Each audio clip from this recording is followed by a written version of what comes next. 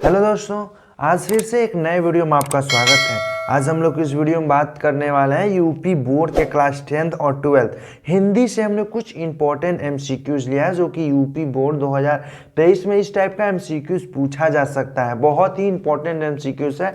Class 10th का जो exam का पैटर्न है वह 2023 में चेंज हो चुका है, आपको पता होगा।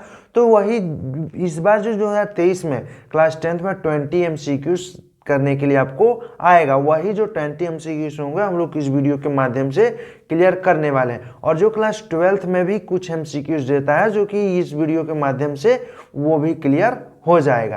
तो चलिए वीडियो को हम लोग स्टार्ट करते हैं। वीडियो पर लास्ट तक बने रहिएगा।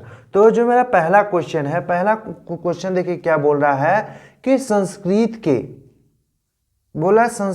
के 4 अध्याय के लेखक कौन है। संस्कृत के 4 अध्याय के लेखक कौन है? पहला ऑप्शन दे रहा है रामधारी सिंह दिनकर, दूसरा रामचंद्र शुक्ल, तीसरा हजारी प्रसाद द्विवेदी और चौथा गुलाब राय। तो इसका राइट आंसर क्या हो जाएगा? यह बहुत ही इंपॉर्टेंट क्वेश्चन है कि संस्कृत के 4 अध्याय के लेखक कौन है। तो संस्कृत के 4 अध्याय के लेखक जो हैं वह है रामधारी सिंह दिनकर जी हैं, यानी इसका राइट आंसर फर्स्ट हो जाएगा। यह बात ध्यान में रख लीजिएगा। अब चलिए नेक्स्ट क्वेश्चन सेकंड वाला देखते हैं। सेकंड क्या बोल रहा है, बाणभट्ट की आत्मकथा के लेखक कौन है। बाणभट्ट की आत्मकथा के लेखक कौन है? अब मेरा सेकंड क्वेश्चन क्या बोल रहा है कि बाणभट्ट की आत्मकथा के लेखक कौन है। इसका पहला ऑप्शन क्या दिया है हजारी प्रसाद द्विवेदी, और दूसरा रामधारी सिंह दिनकर, और तीसरा अज्ञेय, और चौथा केदारनाथ भट्ट। तो यदि आपको आंसर पता होगा तो कमेंट जरूर कीजिएगा। तो बाणभट्ट की आत्मकथा के लेखक कौन है? बाणभट्ट की आत्मकथा के लेखक जो हैं वह है हजारी प्रसाद द्विवेदी जी हैं, यानी इसका राइट आंसर इसका भी फर्स्ट हो गया। अब चलिए थर्ड क्वेश्चन देखते हैं। देखिए थर्ड क्वेश्चन क्या बोल रहा है। तो अब देखिए मेरा थर्ड क्वेश्चन क्या बोल रहा है। थर्ड क्वेश्चन बोला है कि पंचपात्र निबंध के लेखक कौन है। पंचपात्र एक रचना है कि उसका विधा क्या है, उसकी विधा निबंध है कि लेखक कौन है। इससे इस क्वेश्चन से आपको 2 आंसर मिलेंगे। क्या क्या? एक तो आपको पूछ देगा कि पंचपात्र किस विधा पे आधारित है, तो क्या बोलेंगे कि पंचपात्र निबंध विधा पे आधारित है। और इसके राइटर कौन है? राइटर में पहला ऑप्शन क्या दिया है पद्म लाल पुन्नालाल बख्शी, और दूसरा महादेवी वर्मा, तीसरा रामधारी सिंह दिनकर, और चौथा स्वामी दयानंद सरस्वती। तो यदि आपको आंसर पता हो तो कमेंट जरूर कीजिएगा। तो पंचपात्र निबंध के लेखक कौन हैं?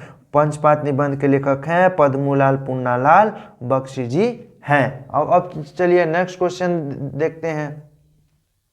अब जो मेरा नेक्स्ट क्वेश्चन है वो बोल रहा है शेखर एक जीवनी किस विधा पे आधारित है। शेखर एक जीवनी एक रचना है, वो किस विधा पे लिखी गई है। तो पहला ऑप्शन क्या दिया है? पहला दिया है कहानी, दूसरा उपन्यास, तीसरा नाटक और चौथा निबंध। यदि आपको आंसर पता हो तो कमेंट में जरूर हमें बताइएगा। तो शेखर एक जीवनी है किस विधा पे आधारित है, तो वह है उपन्यास विधा पे आधारित है।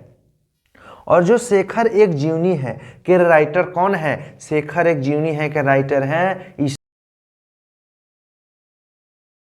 आंसर देखने को मिलता है। पहला क्या कि शेखर एक जीवनी है किस विधा पे आधारित है, तो वह है उपन्यास पे।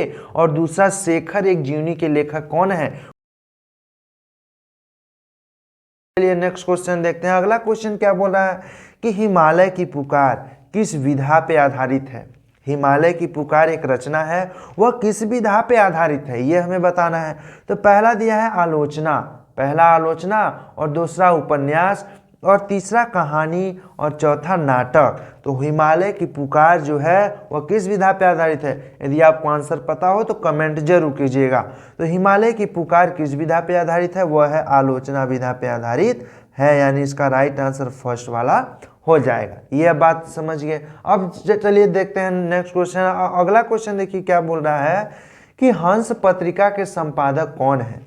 हंस एक पत्रिका है, उसके संपादक कौन है। अगर आपको आंसर पता हो तो कमेंट जरूर कीजिएगा। पहला ऑप्शन क्या दिया है गुलाब राय, दूसरा प्रेमचंद्र, तीसरा माखनलाल चतुर्वेदी, और चौथा हजारी प्रसाद द्विवेदी जी। तो हंस पत्रिका का संपादन किसने किया था? वह प्रेमचंद्र ने हंस पत्रिका का संपादन किया था, यानी इसका राइट आंसर सेकंड हो गया। अब चलिए देखते हैं नेक्स्ट क्वेश्चन। अब देखिए जो मेरा अगला क्वेश्चन क्या बोल रहा है। अगला क्वेश्चन बोला है कि मेरी कॉलेज डायरी, मेरी कॉलेज एक डायरी है, सॉरी एक रचना है, कि लेखक का नाम क्या है। मेरी कॉलेज डायरी की लेखक का नाम क्या है? आंसर पता हो तो कमेंट जरूर कीजिए। पहला ऑप्शन दिया है डॉक्टर धीरेन्द्र वर्मा, और दूसरा डॉक्टर राजेंद्र प्रसाद, और तीसरा जैनेन्द्र कुमार, और चौथा क्या दिया है? वृंदावन लाल। आंसर पता हो तो कमेंट जरूर कीजिएगा। क्वेश्चन क्या बोल रहा है कि मेरी कॉलेज डायरी एक रचना है, उसके लेखक कौन है? तो जो उसके लेखक हैं वह हैं डॉक्टर धीरेन्द्र वर्मा जी हैं, यानी इसका राइट आंसर फर्स्ट हो जाता है। तो ये बात समझ गए होंगे। जितने भी हमने अभी तक क्वेश्चन बताए सारे बहुत ही इंपॉर्टेंट है, एग्जाम में यह क्वेश्चन पूछे जा सकते हैं। अब देखते हैं अगला क्वेश्चन। अगला क्वेश्चन क्या बोल रहा है कि आलोचना के क्षेत्र में प्रसिद्ध हैं, आलोचना के क्षेत्र में प्रसिद्ध कौन लेखक हैं? तो इसका ऑप्शन क्या क्या दिया? ऑप्शन दिया है रामचंद्र शुक्ल, दूसरा दिया है राजेंद्र प्रसाद, तीसरा दिया है जैनेन्द्र कुमार, और चौथा दिया है हजारी प्रसाद द्विवेदी। आंसर पता हो तो हमें कमेंट जरूर कीजिएगा। तो आलोचना के क्षेत्र में जो सबसे प्रसिद्ध कवि हैं वह है रामचंद्र शुक्ल जी हैं, यानी इसका भी राइट आंसर फर्स्ट हो जाएगा। इतना तक आपको समझ आ गया। अब चलिए अगला क्वेश्चन देखते हैं। अब मेरा अगला क्वेश्चन है, वो बोला सरस्वती पत्रिका किस युग में प्रकाशित हुई? सरस्वती एक पत्रिका है, वह किस युग में प्रकाशित हुई? तो पहला ऑप्शन दिया है द्विवेदी युग, दूसरा दिया है शुक्ल युग, तीसरा दिया है छायावादी युग, और चौथा दिया है कोई नहीं, इनमें से कोई भी नहीं। तो यदि आपको आंसर पता हो तो कमेंट जरूर कीजिएगा। तो सरस्वती पत्रिका किस युग में प्रकाशित हुई? तो वह है द्विवेदी युग में प्रकाशित हुई थी, यानी इसका राइट आंसर फर्स्ट हो जाएगा। और इससे क्वेश्चन जान लीजिए कि सरस्वती पत्रिका को लिखा किसने था? सरस्वती पत्रिका का संपादन किया था आचार्य रामचंद्र शुक्ल जी ने। तो यह जो क्वेश्चन है 9वां क्वेश्चन से हमें 2 क्वेश्चन जानने को मिले। पहला क्या मिला कि सरस्वती पत्रिका किस युग में प्रकाशित हुई? वह तो हुई एक द्विवेदी युग में हो गई। और दूसरा क्या है कि सरस्वती पत्रिका का संपादन किसने किया था? तो किसने किया था? आचार्य रामचंद्र शुक्ल जी ने किया था। इतनी बात समझ गए होंगे अभी तक। अब देखते हैं 10वां क्वेश्चन। 10वां क्या बोला है कि आवारा मसीहा किस विधा पे आधारित है? आवारा मसीहा एक रचना है, वह किस विधा पे आधारित है? तो देखते हैं पहला ऑप्शन क्या दिया है। पहला दिया है उपन्यास, दूसरा जीवनी, और तीसरा निबंध, और चौथा नाटक। तो यदि आपको आंसर पता हो तो कमेंट जरूर कीजिएगा। जो आवारा मसीहा किस विधा पे आधारित है? तो आवारा मसीहा जो है वह जीवनी पे आधारित रचना है। तो इसका राइट आंसर क्या हो जाएगा? इसका राइट आंसर सेकंड हो जाएगा। इस क्वेश्चन से हमें 2 क्वेश्चन हम लोग जान लेते हैं कि आवारा मसीहा किस विधा पे आधारित है रचना है, तो वह तो हो गया जीवनी। और आवारा मसीहा के लेखक कौन है? आवारा मसीहा के लेखक कौन है? वह है विष्णु प्रभाकर जी हैं। यह क्वेश्चन इंपॉर्टेंट क्वेश्चन है, यह एग्जामिनेशन में बहुत बार पूछा जा चुका है। तो क्वेश्चन नंबर 10 से हमने 2 क्वेश्चन जान लिया। अब देखते हैं क्वेश्चन नंबर 11। 11 क्या बोल रहा है कि जीवनी के लेखक हैं। जीवनी एक विधा है जो कि इसमें से कौन उसके लेखक हैं? पहला ऑप्शन क्या दिया है? पहला दिया है अमृत राय, दूसरा जयशंकर प्रसाद, और तीसरा दिया है रामधारी सिंह दिनकर, और चौथा डॉक्टर राजेंद्र प्रसाद। तो यदि आपको आंसर पता हो तो कमेंट जरूर कीजिएगा। तो जीवनी के जो लेखक हैं वह कौन है? वह है अमृत राय जी हैं। जीवनी के लेखक कौन है? अमृत राय जी है, यानी इसका भी राइट आंसर फर्स्ट हो गया। अब देखते हैं अगला क्वेश्चन। अब देखिए मेरा 12वां क्वेश्चन क्या बोल रहा है। 12वां बोल रहा है कि क्या भूलूं का याद करूं के रचनाकार कौन है? क्या भूलूं का क्या याद करूं एक रचना है, उसके रचनाकार कौन है? तो पहला ऑप्शन क्या दिया है? पहला ऑप्शन दिया है हरिवंश राय बच्चन, और दूसरा जयशंकर प्रसाद, और तीसरा हजारी प्रसाद, और चौथा अमृत राय। आंसर पता हो तो कमेंट जरूर कीजिएगा।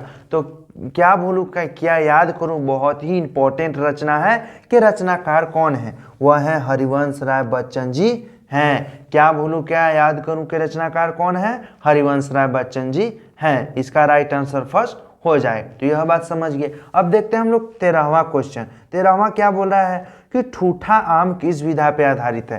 13वां बोल रहा है कि ठूठा आम किस विधा पे आधारित है? पहला ऑप्शन दिया है निबंध, दूसरा दिया है नाटक और तीसरा काव्य और चौथा उपन्यास। आंसर पता हो तो कमेंट जरूर कीजिए। तो ठूठा आम किस विधा पे आधारित है? तो वह ठूठा आम किस विधा पे आधारित है? वह निबंध विधा पे आधारित है। तो इसका राइट आंसर हो गया फर्स्ट, ठूठा आम किस विधा पे आधारित है? निबंध विधा पे आधारित है। अब देखते हैं अगला क्वेश्चन 14वां। 14 क्या बोल रहा है कि गबन उपन्यास के लेखक कौन है? गबन एक रचना है जिसकी विधा उपन्यास है। तो इससे हम लोग 2 क्वेश्चन जान लेते हैं। पहला तो गबन किस विधा पे आधारित है? पहला क्वेश्चन बोलेगा कि गबन किस विधा पे आधारित है, तो वह किस विधा पे आधारित है? वह उपन्यास विधा पे आधारित है। ये तो क्वेश्चन ये। और दूसरा इसी में पूछ रहा है कि गबन उपन्यास के लेखक कौन है? तो इसके लेखक कौन है देखते हैं। पहला ऑप्शन दिया है प्रेमचंद, दूसरा महादेवी वर्मा, तीसरा जयशंकर प्रसाद, चौथा रामधारी सिंह दिनकर। तो गबन उपन्यास के लेखक कौन है? वह है प्रेमचंद्र जी हैं। इसका राइट आंसर फर्स्ट हो गया। अब देखते हैं हम लोग नेक्स्ट क्वेश्चन। अब देखिए मेरा 15वां क्या बोल रहा है। 15 बोला रीति काल की विशेषता है। रीति काल की इनमें से विशेषता कौन सी है? पहला दिया है सौंदर्य भावना, और तीसरा श्रृंगार रस की प्रधानता, चौथा बौद्धिकता की प्रधानता, पांचवा व्यक्तिकता की प्रधानता। यदि आपको आंसर पता हो तो कमेंट जरूर कीजिए। तो रीति काल की विशेषता क्या है? जो सेकेंड ऑप्शन क्या बोल रहा है? श्रृंगार रस की भावना, यही रीति काल की विशेषता है। तो यह क्वेश्चन बहुत ही इंपॉर्टेंट है एग्जाम की दृष्टि से। तो रीति काल की विशेषता क्या हो गई? वह हो गई श्रृंगार रस की भावना हो गया। तो ये बात समझिए। अब देखते हैं हम लोग अगला 16वां क्वेश्चन क्यों चलते हैं। 16 क्या बोल रहा है कि रीति काल के प्रमुख कवि कौन है? रीति काल के प्रमुख कवि कौन है? पहला ऑप्शन दिया है बिहारी, दूसरा सुमित्रानंद पंत और तीसरा ईसा अल्लाह खां। इन तीनों में से हमें बताना है कि रीति काल के प्रमुख कवि कौन माने जाते हैं। यह आंसर पता हो तो कमेंट जरूर कीजिए। तो रीति काल के प्रमुख कवि कौन है? वह बिहारी लाल जी हैं। तो इसका राइट आंसर फर्स्ट हो जाएगा। रीति काल के कवि कौन है? बिहारी लाल। अब देखते हैं अगला क्वेश्चन। अगला क्या बोल रहा है कि मुकुल के रचनाकार कौन है? मुकुल एक रचना है, उसके रचनाकार कौन है? पहला ऑप्शन दिया है रस खान, दूसरा सुभद्रा कुमारी चौहान, तीसरा मैथिली शरण गुप्त और चौथा महादेवी वर्मा। आंसर पता हो तो कमेंट जरूर कीजिए। तो मुकुल के रचनाकार कौन है? मुकुल के रचनाकार हैं सुभद्रा कुमारी चौहान जी है, यानी इसका राइट आंसर सेकंड हो जाएगा।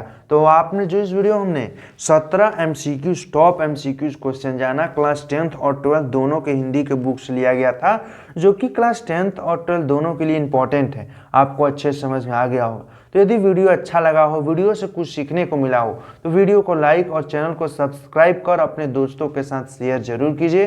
तो फिर मिलते हैं इसी तरह के नए वीडियो में, तब तक के लिए धन्यवाद।